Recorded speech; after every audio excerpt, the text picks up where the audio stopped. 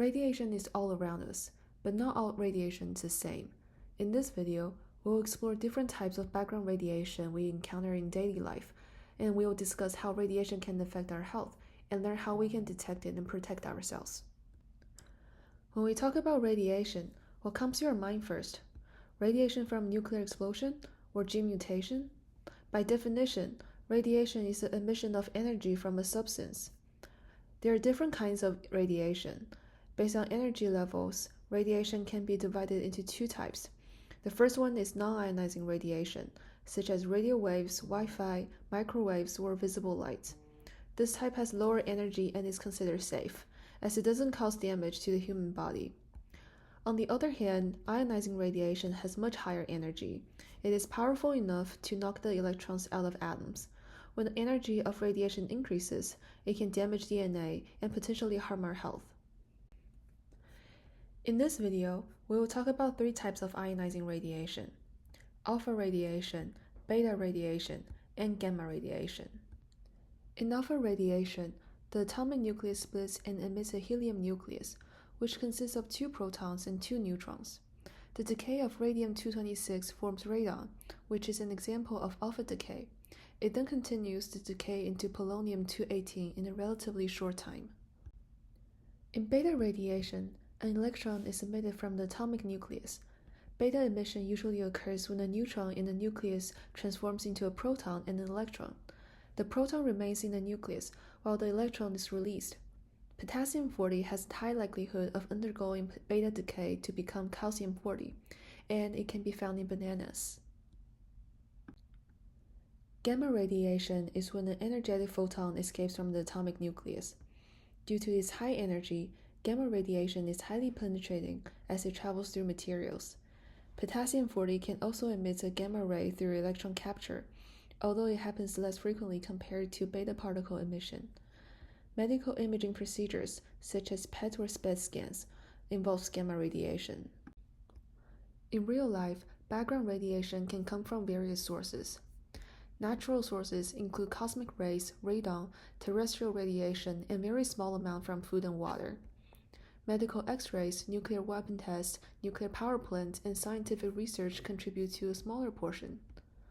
Since background radiation is energetic and ionizing, it has a higher likelihood of interacting with cells in our body. This can lead to DNA double-strand break. In some cases, the DNA fails to repair itself properly, which may result in cell death or cancer.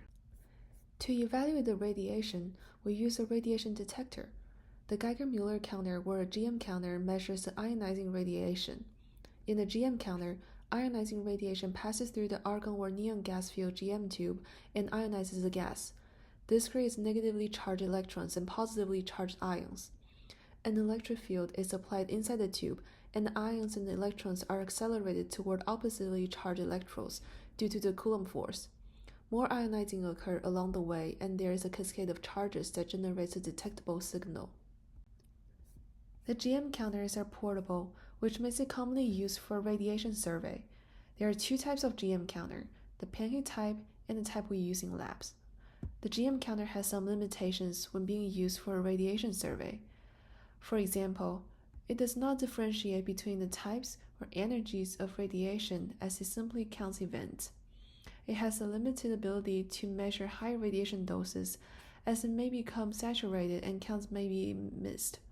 Therefore, when you are using a GM counter to do a radiation survey for your bedroom, you should know that the GM counter may show the same results for low and high radiation sources, as it does not provide energy differentiation, and it only provides a very rough estimation for the dose.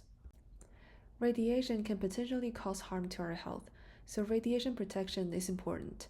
For example, a piece of paper is enough to completely block alpha particles, so our skin and clothing can stop them. However, if alpha particles are inhaled or ingested, they can cause more severe internal damage. Beta particles are more penetrating, so an aluminum sheet is needed for protection. Beta particle can travel a few millimeters into tissues, but its strength is low in most environments. However, if the source is inside the body, they can be more harmful. Unlike alpha or beta particles, gamma photons carry no electric charge, making them much more penetrating. Less shielding can stop gamma rays, but since they are highly energetic, gamma rays can pass through the body and damage tissue and DNA. There are a few ways to reduce radiation exposure. You can limit the time you are exposed to the radiation source, increase the distance between yourself and the source, and use proper shielding. To protect yourself from background radiation, the same rules still apply. Limit your time, keep your distance, and use shielding. One simple example is to improve ventilation at home to help reduce radon buildup, and to limit the time spent in high radiation areas such as mines. And be mindful of what you eat and drink. Try to avoid food from contaminated areas. In general, background radiation is low and not considered a major health risk. That said, we still need more research to fully understand the long-term effects of low-dose radiation. And thank you guys for watching.